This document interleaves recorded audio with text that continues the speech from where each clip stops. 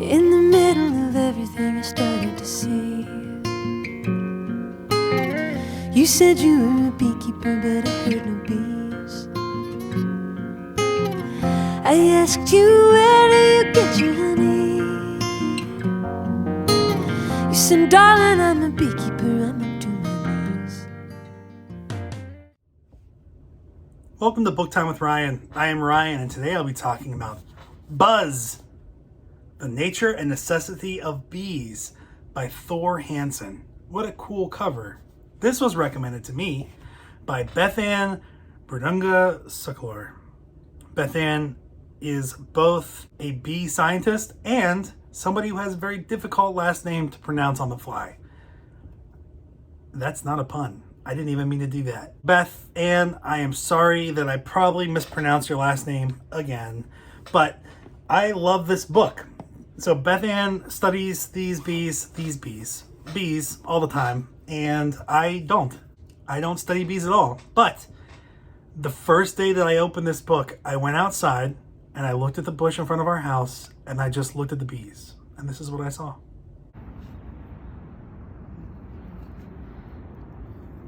I don't know if that's a bee there. Oh, it is low. I think it's maybe it's not. Is that a fly? Or is that a bee? Is that a different kind of bee? Lots of different bees. I don't think I've ever noticed all these little bees because I've only ever seen or really recognized honeybees. I think are honeybees, and I think bumblebees. But there's a lot of other bees there, and as soon as I start looking closer and closer, I realize there's all these tiny little bees that are chilling out too in the flowers. So that was a little surprise for me. I read the book. I really liked it. I wanted to do something to help bees, so I bought 2 bee houses for mason bees, and I bought a book. This was okayed by my wife since I'm on a buying freeze, but this was kind of packaged with one of the bee houses, and then some kind of spray to attract mason bees. I don't know if we'll get any. We don't have any yet. It's only been up for a couple days, and I'll show you each of the houses. I'll show you the larger kind of bee house box in the back. Here's our bee house, our mason bees. But no bees here yet, but it's a nice house. Really good job with it. I don't know what's supposed to happen in here, but there's like this little thing here for bugs. We even have a little hummingbird feeder, which hummingbirds come to. So we got plenty of options here for pollinators, just nobody's showing up. Send your mason bees and send your hummingbirds to us. We got lots of room. And then a little hanging bee house in the front. Here's the bee house out front for our mason bees. There are no bees in there, as far as I can tell. And it's raining today, so there may not be any bees today anyway, but I've used this spray to attract the mason bees and it hasn't worked yet. And it's humid out, so my glasses are fogging up and I can only see out of my left eye. But this is the front house. These are for solitary bees. So mason bees are solitary. They build a nest and just lay eggs and provide bee bread, which is just some of the nutritional stuff that a growing bee larva will need. This is not something you do to generate honey. It's not like a beehive. They don't hive. But I'm excited that we don't have any yet. My daughter wants us to get bees. Why do I feel the need to help bees out? 1, bees are very, very important. And once you read Buzz, you'll realize that if you don't already know it. But 2, when I was little, I went out with my friends. This stands out to me. I went out with some of my friends. They had like 7 kids. They had 7 kids at the time. Not all of them were my age. But I was an only child. I am an only child. And it was just great going and visiting a house that was really active. And we went in the backyard and into this alleyway, and we just went around hitting bees. And I guess the bees were probably attracted to, there was probably trash in the alleyway, like in people's trash cans or something like that. I don't know what it was, but there were a lot of bees. And we went around hitting the bees with sticks and killing them. And we were probably 5 or something. It was a daring thing for a 5-year-old to take on bees. Looking back, it was brutal. And why did we do that? Because we're stupid kids. So I still feel a little bad about that. In the grand scheme of things, we probably didn't make much of an impact, but Why did we do that? Kids, don't do that.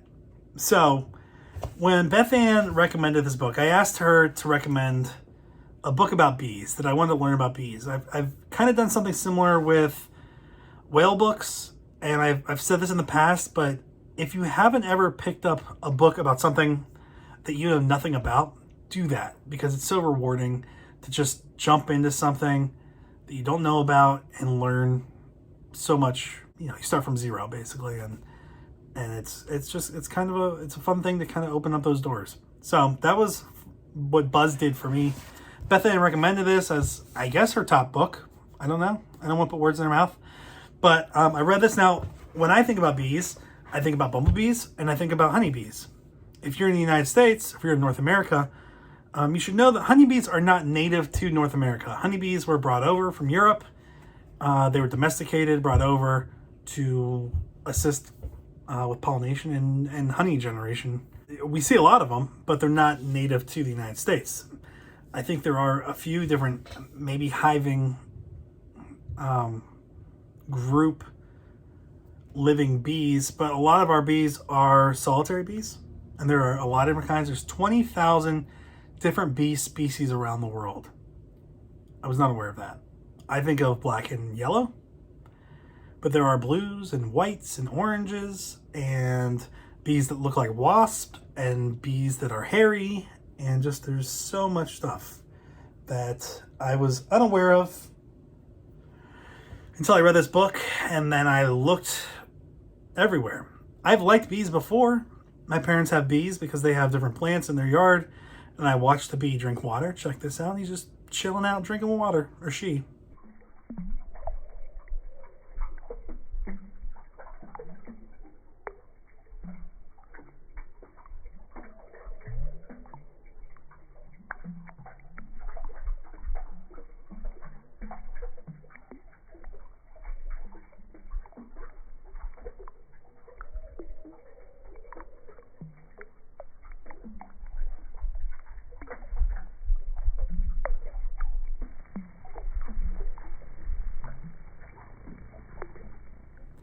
So I've definitely watched bees and enjoyed bees, but I never really got into bees or read about bees.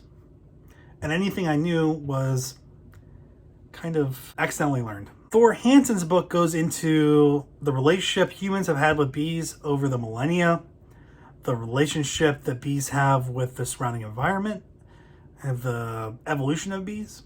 Bees evolved from wasps, which I didn't know. I just kind of assumed, you can tell that they're related in some way, but I just assumed that they were kind of just popped up together, and the wasps are the assholes and bees are the helpful ones. What happened was bees evolved from these carnivorous, predatory wasps, and wasps kill other things, bring the bodies back to their nests, and feed their larvae. Bees, at some point, switched over from that approach, the approach of a wasp, to the long-haired, hippie, vegetarian wasp. They eat plants, they eat pollen, they drink nectar, and they use that pollen and nectar to raise their young. And to varying degrees, they work with other bees or they don't. But they're really the hippies that have long hair and look for plants. Where wasps, there are a slim number of wasps that do that, but most of them are really looking to find prey and kill the prey and bring them back to feed to the young. So, does that make a wasp an asshole? They're kind of aggressive sometimes. I guess we can't really say they're assholes just because they're eating the way they're supposed to eat, the way they've evolved to eat. Honey has been a part of a human consumption and human medicine for hundreds, if not thousands of years. And I'm just saying hundreds because I'm not 100% sure about thousands, but I think it's probably in the thousands. It's gone way back in recording. They've found pottery and household goods from prehistoric humans that have traces of honey in them, even in the teeth of humans and our ancestors. They've found traces of honey in between the teeth. We see every kind of ape eat honey. It's something that's been with us and has attracted us for a long time. We don't do it as much now. One of the things that Thor thinks is that it's because we have all these sweet alternatives to honey, and that's what kids will try now. They're not going out to find honeycombs and eat the honey. They're going out and getting lollipops and Sour Patch Kids. I certainly have never looked for honey. I had a friend that was attacked by wasps, so I have a healthy hatred of wasps. I've been stung 3 times in my life that I know of. 2 times were probably from bees. I know one of them was definitely a bee because I stepped on it and stung the bottom of my foot, and I watched it die as the venom slowly traveled up my leg, and that was painful. It was probably a honeybee. And when I was little, I'm pretty sure I got stung by a little white bee. It was in the water. I was actually picking it up to save it or something, and I got stung on my hand. So it probably was just, panicking and stinging whatever it could because it was stuck in the water. And I've been stung by jellyfish, which is not a bee. And I don't like jellyfish. So screw you, jellyfish that stung me when I was little. Of them, at least I understand that I probably scared them. Stepping on them is a way of scaring a bee, I'm sure. And if they're panicking, drowning, they're probably just freaking out. So I forgive you, bees. So we don't have any bees yet in our bee houses. Hopefully we'll get some. I've learned so much about the importance of bees. Now, we know about the pollination. I think most of us know about the importance of pollination. And part of that's because of the collapse that some hives have had. But I think I didn't realize the extent of the importance of pollination through bees. And while we know that there are other things that pollinate, butterflies, hummingbirds, other kind of bugs, birds, I didn't appreciate how much of the pollination was done by bees, or how little of it was done by everything else. And that is a revelation too. They've had a loss of a lot of their habitats. Also, there's been a loss of what they feed on, and there are troubling trends with bee populations declining, and what that would mean for humans with the amount of food that we eat that is bee-based or a derivative of a bee-based process. If we're talking about some straightforward stuff like tomatoes, there's some pollination there with bees. But then you think about cows. What about the meat you eat? That's not as much reliant. That's not reliant on bees because it's grains that are really pollinated by the wind. Not a very efficient way of pollinating, but most of those grains are pollinated by the wind. But dairy cows eat alfalfa, and alfalfa is something that's pollinated typically by bees. And that also contributes to the taste of the milk. So there's all these recommendations about the amount of alfalfa used, the kind of pollination techniques and stuff. There's just what Thor did is he took a Big Mac and he took off everything from the Big Mac that had some kind of basis in bee pollination. And he ended up with 3 buns without sesame seeds and the burger. 2 burgers, 2 patties, all beef patties. That's all. No sesame seeds, no onions, no special sauce. I don't know what else is on a Big Mac, but all there was a patty, 2 patties, and 3 pieces of bread. So that would be quite the change in our diets if we lost all bees. And there are other effects for bees too. It even talks about when you look at pictures of the dinosaurs, and a lot of times we see these luscious flower-filled environments, but really before there were pollinators, flowers were pretty plain and pretty small.